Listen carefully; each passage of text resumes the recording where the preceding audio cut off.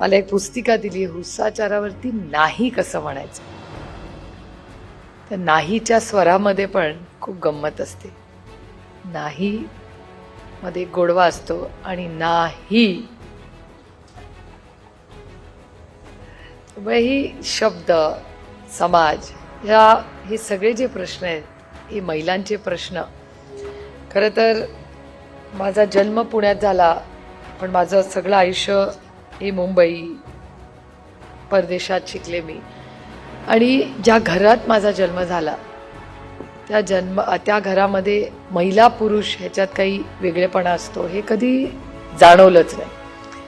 लग्न अशा घरात झालं की सासवा साधारण कुठे चाललीस ग म्हणणारी माझी सासू म्हणायची की अगं बाई आज घरात कायच काय बरं नाही का.